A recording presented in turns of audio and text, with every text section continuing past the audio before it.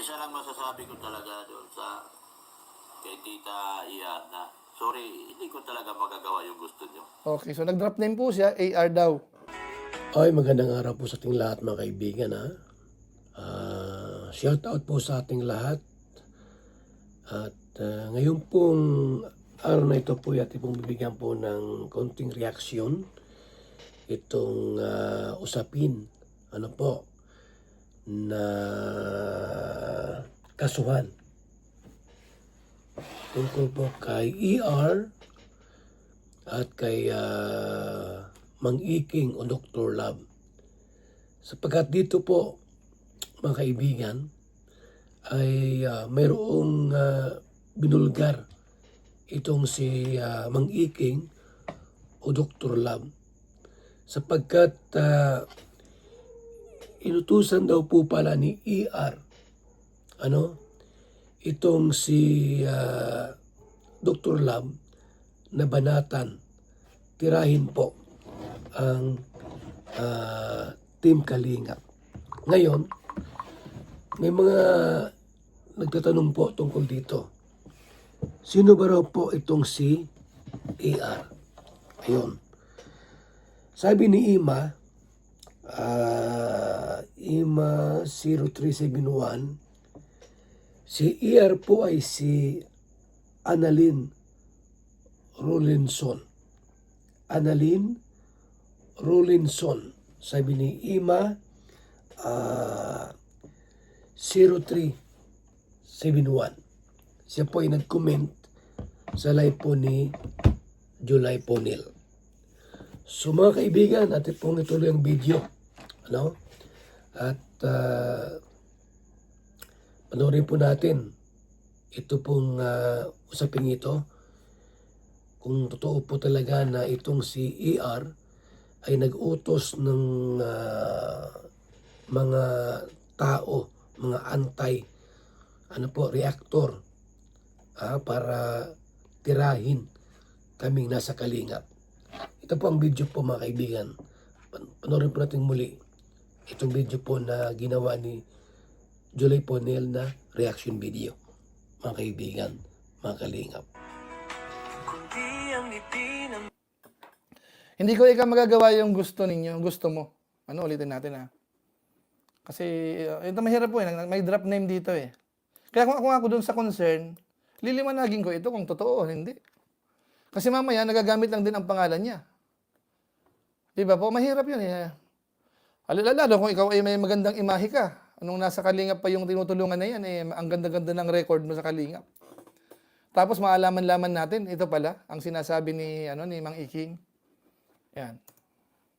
Isa lang masasabi ko talaga doon sa kay Tita Ian na sorry, hindi ko talaga magagawa yung gusto nyo. Maaaring humanga kayo doon sa kabila dahil bumabanat siya, matindi ang mga banat niya, kasi mahirap yung Ang tinutukoy niya po na kabila, bumabanat siya, si Pisot po yun. So parang tinanggihan po ni Dr. Love, ni Mang Iking, yung utos ni ER na banatan ang Kalingap. Banatan tayo, banatan po ang si Kalingap Ram. Ganon. Hindi raw niya po kayang gawin na tumira o bumanat sa kabila. So binanggit din po ni Dr. Love na iba siya doon sa kay Kapisot. Kasi talagang bumabanat si Kapisot, mga kaibigan. Alam po natin yan, kaya pala inaraw-araw tayo kasi bayad. May nag-utos na tirahin. Ngayon, ayaw ni Mang Iking ni Dr. Love na bumanat. Kaya ang sabi niya, pasensya ka na po, ER. Kasi hindi ko kayang gawing bumanat. Ayan, So, kumbaga sa kung si Kapisot ay tumira, bumanat sa Kalingap, at walang pakundangan na binabalahura tayo, gumagawa ng kwento para tirahin po ang Kalingap, tirahin tayo. si Dr. Lab daw po, itong si Dr. Lab ay tumanggi kay ER na tumira, na tirahin po at banatan ang Kalingap. So tuloy tayo ang video mga kaibigan. Tuloy pa po natin ang video. Itong reaction po ni Julay Ponil. Huwag nang magpaligoy-ligoy. Ang tinutukoy niya po dito, si Pisot. Ito na kasi yung time na kung saan nakaporma na ho si Pisot kay dito sa pamilya. Tapos yung sa sponsor din, kasi may pagkakataon ding live na pinupuri-puri din ho si AR ni Pisot. Na pakiramdam ko anong napakinggan ko yon, para bang close ba sila? Ang mali po ni Mang Iking po o ni Dr. Lab ay inayaan niya po makapenetrate itong si Pisot sa pamilyang Batalero. Yun ang mali niya doon.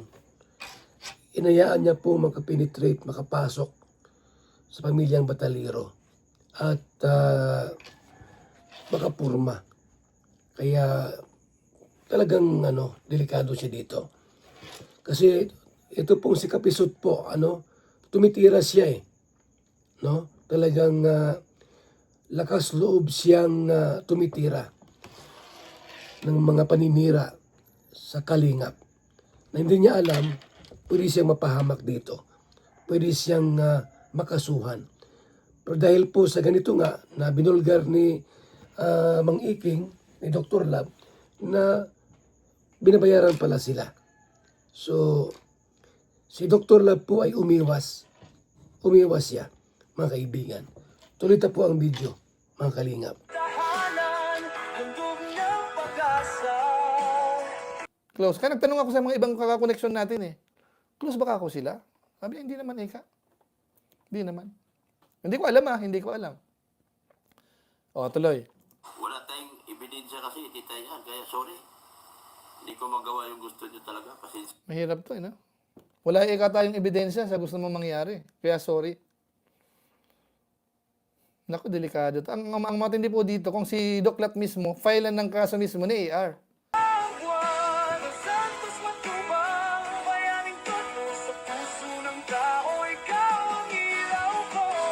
Dito mga kaibigan, napakalinaw po na ayaw bumanat ni Mang Iking, ni Dr. Lab kasi wala siyang resibo. Hindi niya kayang tumira na walang patunay. Dito tulad ni Pisot, bara-bara. Kahit walang resibo, fake news, tumitira siya. So itong si Mang Iking po, nag-iingat lang po siya. Kasi mahirap na makasuhan, mga kaibigan. Ngayon, sabi ni Julay Ponil, baka makasuhan itong si Mang Iking o si Dr. Lab ni ER. Sa palagay niyo po ba ay maglalaan ng panahon at oras para kasuhan si Dr. Lab? Kayo po, anong masasabi niyo po? Sa palagay niyo po ba ay mag-aksaya ng panahon?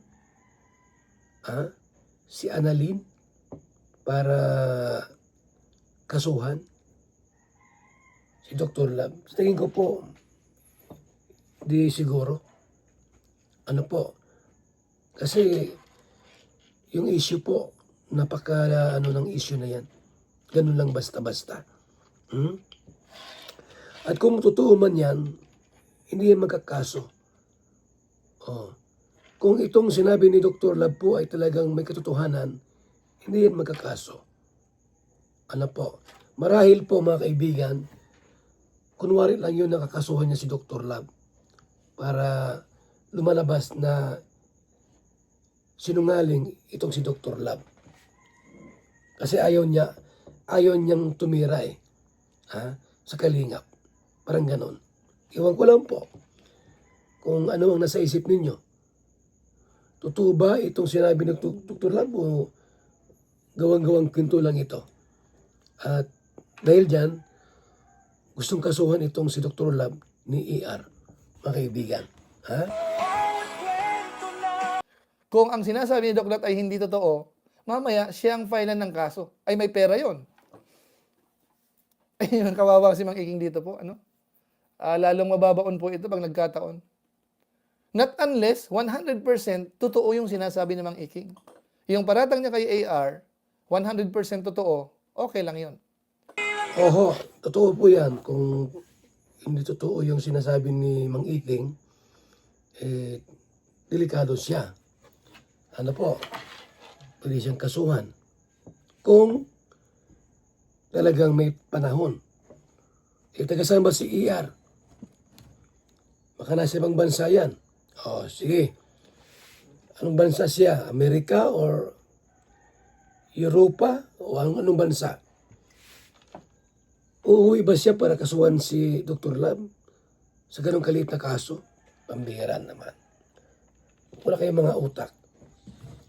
Maglaan ba siya ng panahon na magkaso? Pambihira. Ha? Alam natin po, pag magkaso ka, di ka pwedeng umalis. Kasi may hearing. O, sa ganong kaso ba, mag-aksaya ka ng panahon? Ay, mahirap yun. Kabuti kung patayan yan o ano yan, rape. Di ba? Kung ganyan lang naman yung ginawa sa iyo. Oh. Kaya, iwan ko lang, ha? Iwan ko lang kung anong gagawin niya kung magkaso siya. Kung uuwi ng Pilipinas para magkaso, nasa kanya po yan. So dito po mga kaibigan, ay binubulgar ni Mang Iking ang nasa likod ng paninira sa Kalingap, sa Team Kalingap. Ngayon, meron din pong pahayag si Bupil, mga kaibigan. At din pong panoorin itong kay Bupil po. At meron na isang sponsor ay may sasampahan ng kaso nag-comment kay Kuya July. Ito po, ayan, makikita nyo, ayan.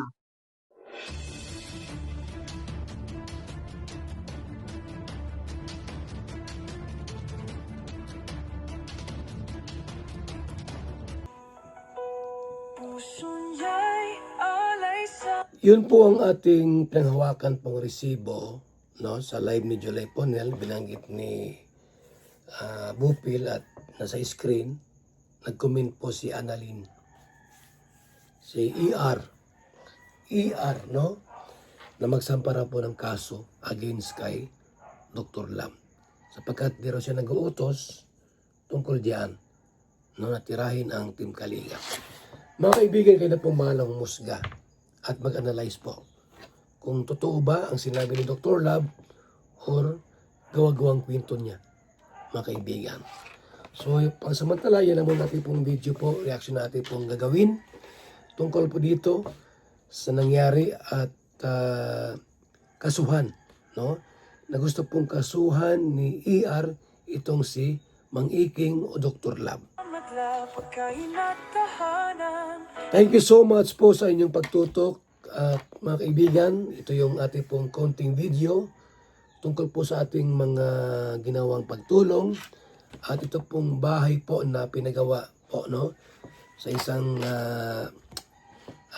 beneficiaries po na si Ryan. Short clip video po ng ating pong pagtulong or pabahay po natin sa Team Kalingap. Papa Bear, shout out. Family ni Ryan, Shout out, Papa Bear. Namin yan. Masaya ako para sa iyo kasi deserve mo naman itong bahay na to kasi masipag ka, mapagmahal kang anak, kapatid. Full package. Saksi po ako sa kabutihan po ng Team Kalingap at ng Kuya Rab, ni Kuya Bal. Kasi po kahit malayo po, maulan man po yan o mainit, talaga po tumutulong po yan sila, Kuya Rab. Kaya po, yung marami pong nasasabi dyan, mali po kayo na sinasabi kay Kuya Rab. Dahil wala po kami yung ganito kung wala po ang Team Kalingap. Kahit wala pa po akong bahay, bless na po ako sa mga blessing po na natatanggap po sa Team Kalingap po.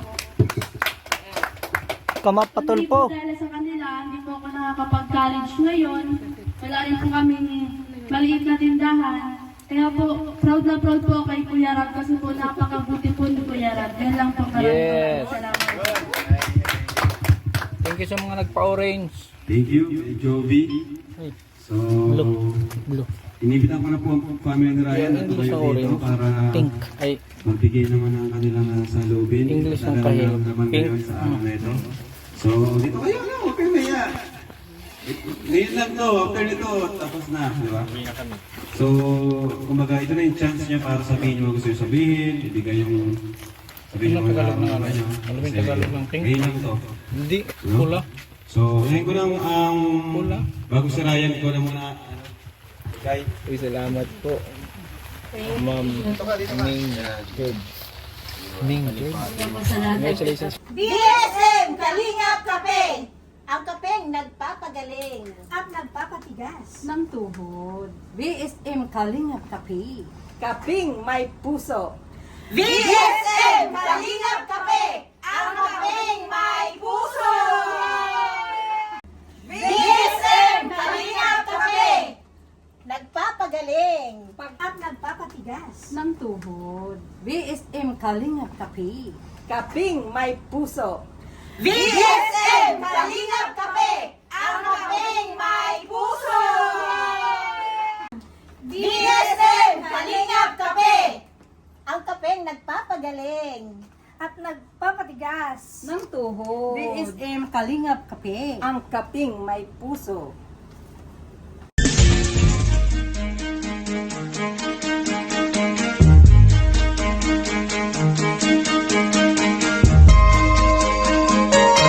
Ito ang palatuntunang tunay na lingkod bayan.